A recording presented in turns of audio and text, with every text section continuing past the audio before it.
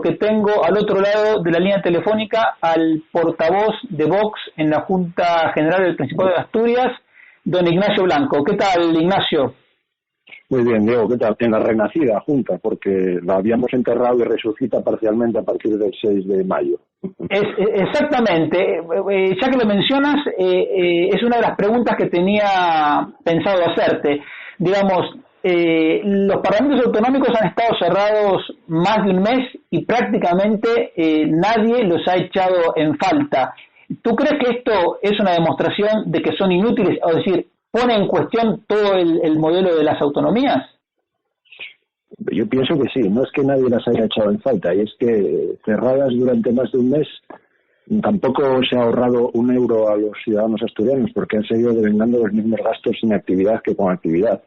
Claro. Yo creo que demuestra que los parlamentos autonómicos son absolutamente irrelevantes y son la excusa para que unos pocos puedan vivir de esto. Claro, sí, es absolutamente... Era más importante tener un súper o un kiosco abierto que estuviera el Parlamento Autonómico abierto. Y de hecho yo creo que el gobierno de Asturias agradeció que el Parlamento estuviera cerrado. O sea, todos valoraron como irrelevante la apertura del Parlamento. Porque incluso, según cuáles sean los proyectos que se traten, hasta los parlamentos autonómicos pueden ser hasta contraproducentes. En cambio, así por lo menos están neutralizados. Sí, por lo menos no nos siguen maniatando, porque ya si nos maniata el Estado central y nos maniata también el Parlamento Autonómico ya sería nada más. Claro. Pues sí. Ahora... De hecho, se rechazaron varias propuestas que realizamos, como el renunciar a las subvenciones de los grupos parlamentarios y donarlas a material sanitario para el SESPA. Eso se rechazó estos días en un grupo de trabajo que hay para el coronavirus. Sí. Se rechazó una PNL que presentó Vox para reducir el número de parlamentarios autonómicos de 45 a 35, porque eso lo permite el Estatuto de Autonomía, que prevé un rango de diputados entre 35 y 45 y no habría ni que cambiar el Estatuto de Autonomía. También se rechazó. O sea, pero ya hemos visto que cerrado más de 40 días, pues nadie lo echó en falta. Ahora, en este momento político en Asturias, lo único que ha salido como novedoso es otro, digamos, en principio otro eslogan que le llaman los pactos de Fruela. ¿Qué te impresiona al respecto?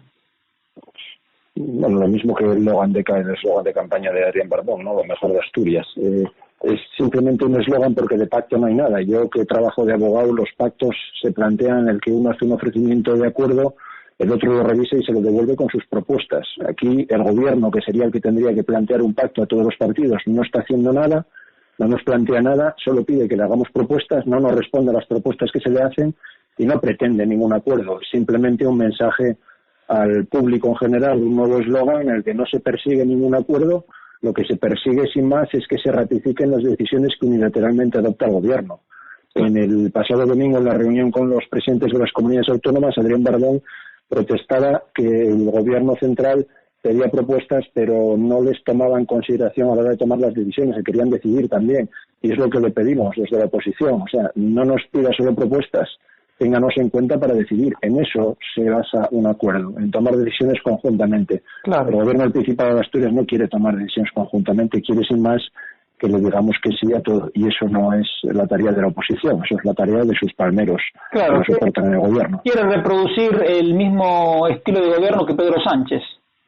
Efectivamente, y el mismo trato que le da Pedro Sánchez a las comunidades autónomas, incluida la asturiana, claro, que se entera de los planes de desescalada por los medios de comunicación.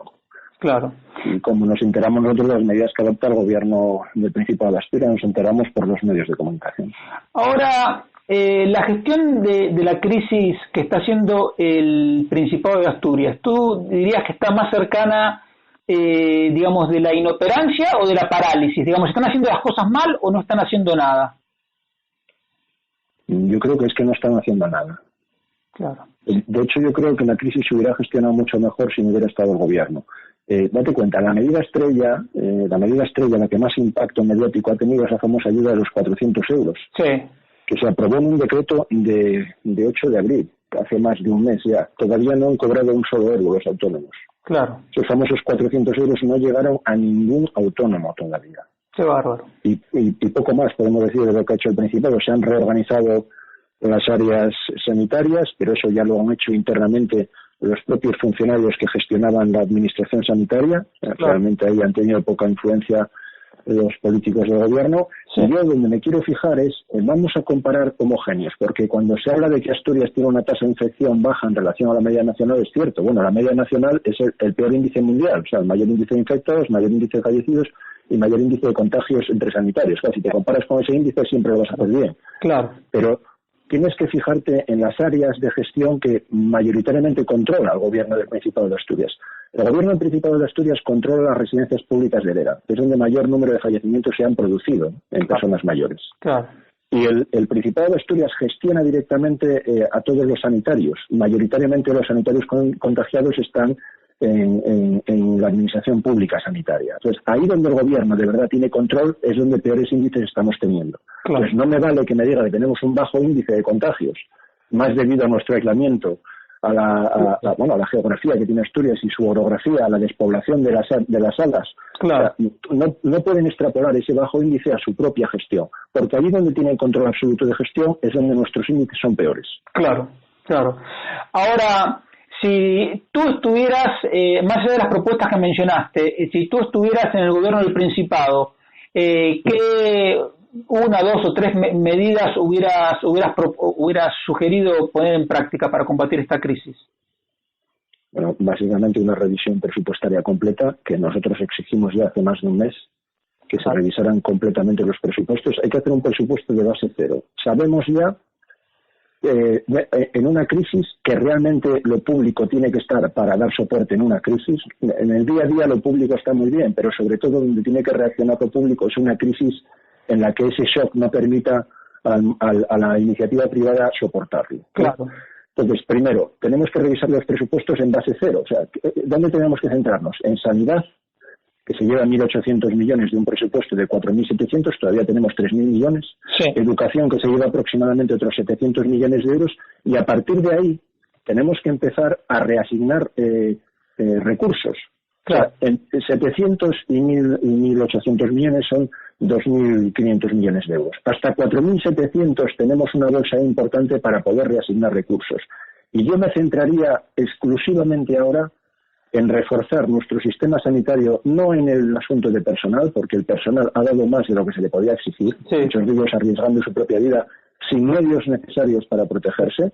Eso, por ejemplo, una empresa privada, el gerente de esa empresa estaría en la cárcel, pero como lo hace la administración pública no pasa nada. Claro. Yo si soy el director de una fábrica y tengo a mis empleados sin protección y enferman y fallecen, estaría encarcelado. Pasa en las residencias de ancianos y pasa entre nuestros sanitarios y no se encarcela a ninguno. Por eso me hacía gracia Adrián Barbón pidiéndonos responsabilidad en la desescalada cuando no ha habido ninguna dimisión con la peor gestión mundial de la pandemia. Claro. Pues yo me centraría ahora exclusivamente en reasignar todos los recursos públicos, en reactivar nuestro sector económico, todos los recursos que pudieran derivar. Porque sin esa generación de riqueza el estado de bienestar desaparece. Lógico, sí. Y la sanidad y pública universal y teóricamente gratuita, porque no la pagas en el momento en el que te dan el servicio, pero sí se paga. Claro. Esa sanidad es un sistema de distribución de riqueza, de redistribución de riqueza. Aquellos que no se podrían permitir una operación de corazón, la sanidad redistribuye la riqueza de aquellos que tienen más para que aquellos que tienen menos puedan ser atendidos médicamente. Claro. Ese sistema de reparto de riqueza, si no hay una riqueza previa, no se va a producir. Entonces, claro, nuestra sanidad podría verse muy perjudicada, incluso perjudicando más la salud pública de lo que lo ha perjudicado el virus. Yo reasignaría todos los recursos que pueda la reactivación económica. Porque acabas de mencionar que el presupuesto autonómico en sanidad es de 1.800 millones de euros. Sí. Y aquí vivimos 1 millón de asturianos, son 1.800 euros por año por asturiano, y eso equivale a 150 euros por mes por asturiano. O sea, es una cantidad de dinero que una familia tipo son 600 euros por mes, suficientes como para pagar cualquier seguro privado. Entonces digo... Bueno, yo tengo un seguro privado aparte del público porque soy autónomo también. Claro. El seguro privado sanitario me sale más barato que 150 euros al mes. Exacto. Entonces yo digo, y a pesar de eso, nuestros sanitarios han sido utilizados y están siendo utilizados como escudos humanos, sin los mandados a la lucha, sin las herramientas suficientes. Entonces, sí, hay la sensación es que hay una cantidad de malgasto o de burocracia excesiva o de algo donde esa cantidad enorme de dinero, 1.800 euros por asturiano por año, no, al final no rinde los frutos que tendría que servir, porque llega el momento y están atendiendo a la gente con bolsa de basura. Sí, eso parece que es un dato incuestionable. De hecho, en los rankings en camas por habitante, en camas UCI por habitante, estamos muy bajo los rankings. De hecho, dicen que uno de los mayores éxitos de la sanidad pública alemana es que la sanidad pública alemana invierte mucho en infraestructuras, sí, y de ahí la baja tasa de mortalidad que han tenido en Alemania. Claro. Porque tienen 5 veces más número de respiradores que en España. Claro. Entonces, yo creo que es lo que tú apuntas. Hay un gran derroche de dinero público que no llega a atender a los sanitarios con los recursos que necesitan para ejercer su actividad. Claro. Bueno, fantástico. Bueno, Nacho, no te quitamos más tiempo. Muchísimas gracias por acompañarnos estos minutos y hasta otra. Queríamos recordar, perdona Diego, quería recordar también que igual que el Parlamento asturiano es irrelevante, yo como abogado en ejercicio, la verdad es que me ha dolido muchísimo el parón de la justicia durante este periodo, ¿no?